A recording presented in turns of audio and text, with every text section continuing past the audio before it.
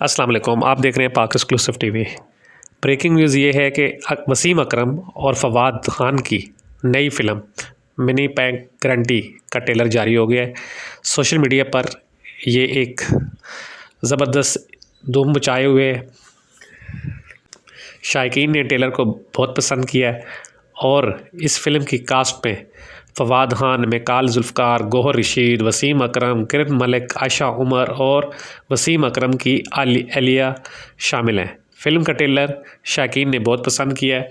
Film जो है ईद के मौके पर रिलीज़ की जाएगी।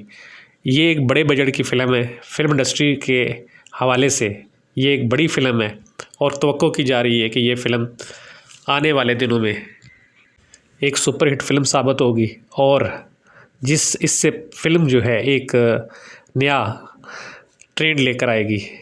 इस फ़िल्म को फैसल कुरैशी ने डायरेक्ट किया है और ये एक्शन, मज़ाहिया और थ्रिल से भरपूर फ़िल्म है। आप देख रहे थे पाक एक्सक्लूसिव टीवी। अगर आपने मेरे चैनल को सब्सक्राइब नहीं किया ज़रूर करें। फ़िल्म का ट्रेलर जारी हो गया। फ़िल्म जो है ईद के मौके पर सिनेमा में रिलीज़ की जाएगी। वसीम अकरम क्रिकेट में भी बहुत मशहूर थे, उसके बाद उन्होंने एडवर्टाइजमेंट में भी बहुत नाम कमाया और अब वो फिल्म इंडस्ट्री में कदम रख चुके हैं।